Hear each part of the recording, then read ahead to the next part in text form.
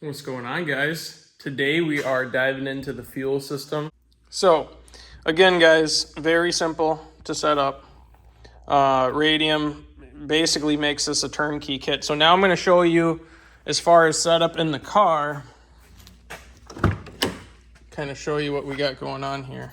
So, here's what we got going on. I wanted to show you guys the setup, show you how to install it.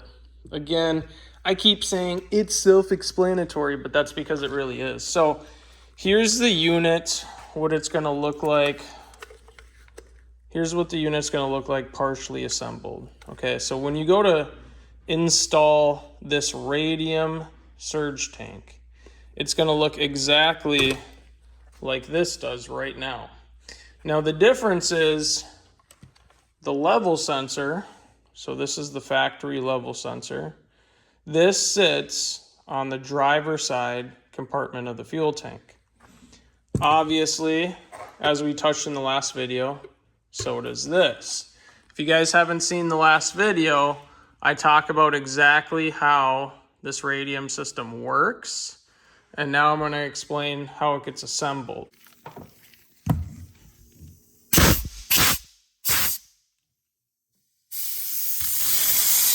When you get the last screw out, you're going to see this thing pop up. It is loaded with springs so that it pushes itself down against the tank. It's going to make quite a mess. It does have a level sensor on it as well, if you guys can see that rod there. So we're going to have to disconnect that hose. It's just like everything else. Quick disconnect. Now, my advice, flip it upside down before you even think about working on it. A bunch of fuel fell out. We're going to do it again. There's even more fuel.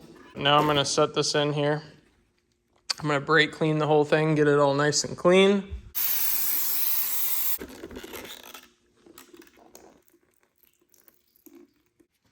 All right, now we're going to go ahead and strip this thing apart. So if you look, there's a tab here. Okay, so just like that. Come over on this side. And again, very, very careful. So we got our two picks on each side. Pull this. This will need slack. So you're gonna pull it out like this. Okay. Then, if you see this very little, see that little point by the yellow wire, we got to move that. So you got to slide this little pointed tab over, lift up. You should at that point be able to get to this guy right here. So we're gonna get our pick in there.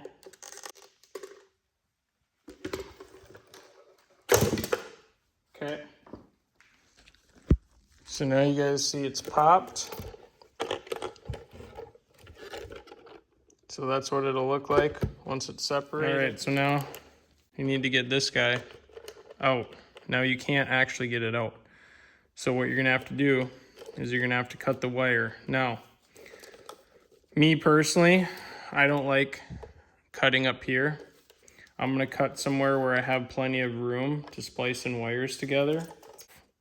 So the level sensor is, this level sensor is actually gonna stay with this factory basket. We're not messing with this at all because again, this is just gonna be the lift pump.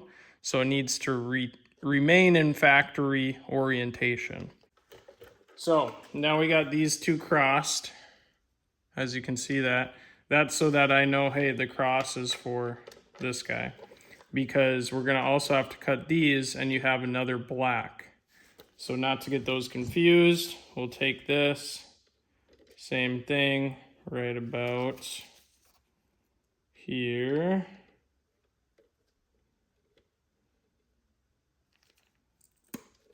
We're gonna cut those. So if you see that, cut these, unsnap this fuel line. Okay, so now you have the basket somewhat opened. If you guys can see that.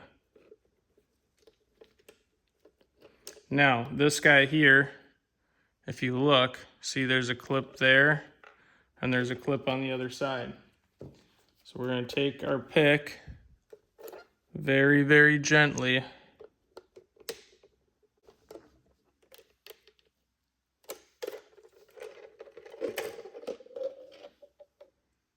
And that's what we got. So now we're going to take this, set this over here. Now we're at the fuel pump. So we're going to have to pull the filter off the bottom. We're going to have to pull this case apart. So this case, again, you got a snap, snap, and a snap there. So as you can see, there's the bottom of the pump. There's a little ground strap. I have to lift up. Okay, so now we'll pull all that over here. This hose right here, my advice, cut the line. So I'm gonna come right up here. So now here's where we're at. I'm gonna be replacing this hose because I'm running E85, I don't want any problems. We're not gonna focus on that for right now. So here's what we got. You're gonna pull this off your factory fuel pump. So this sits on here like this, but it's torn. Now if you look, that is where, if you can see in there, there's a hole in there. You need to clean that out real good. Clean the hole out. Now your AEM pump's gonna come with 2 O-rings like this, okay? Now here's what I do. Everyone's got their own style, but I think the O-rings create a better positive seal than a sleeve does, even if the sleeve's brand new. Now if you look at the height difference, right? They are nearly identical. However, the AEM is like a mil, probably 1 mil taller, not a big deal. Now what I'm gonna do is I want these O-rings closest to the top as I can get. I want them sitting like this and like that, okay? Just like that. So I want those to wedge up into the hole that's on the bottom when I go to install this. So what I'm gonna do is I'm gonna cut this to give me the exact clearance where these 2 O-rings wedge up into the top, because the O-rings are gonna be tighter than this, even if this is brand new. And these are prone to failure. Cut this, and I'm gonna make sure it's nice and flat. I use Super Lube, probably one of the best to use for fuel system components. I'm gonna put some lube on the actual output of the pump. Bingo. So now if we try to push the O-rings down, they won't. Now we're almost flush with the top. So now, this is all lubed up already. We're gonna insert this in the bottom, and it is gonna take some finesse because those O-rings they're bigger, they don't wanna go in. Now I felt that nice positive clamp. Now here's the test. You should be able to shake it and not have the pump move at all.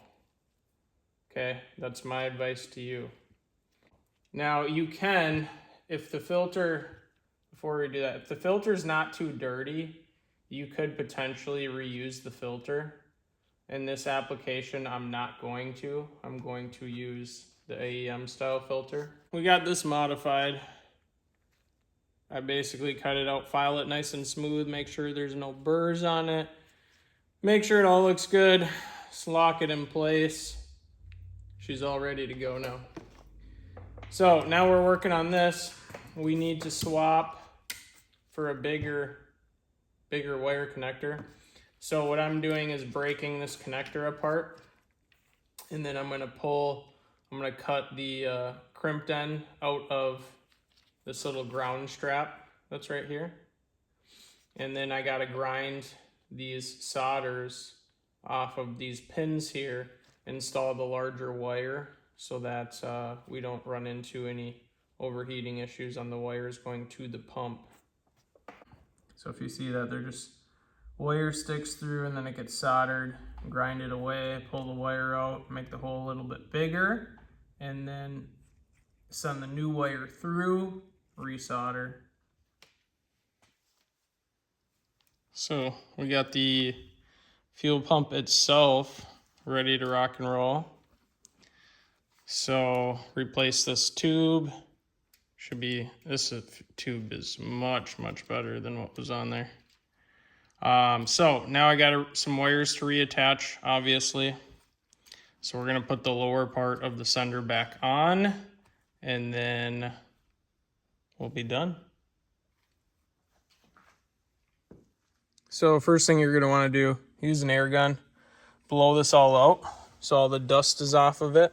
Then you're gonna pull all these little 8mm screws out. Now we're gonna pull, and there is our level sensor, which is very soon to be our actual fuel pump. So this level sensor, it took me a minute because I was trying to figure out how to remove the actual level sensor, but it's super simple. You just press on this clip right here where my finger is. We're gonna press this in, push up, comes off just like that.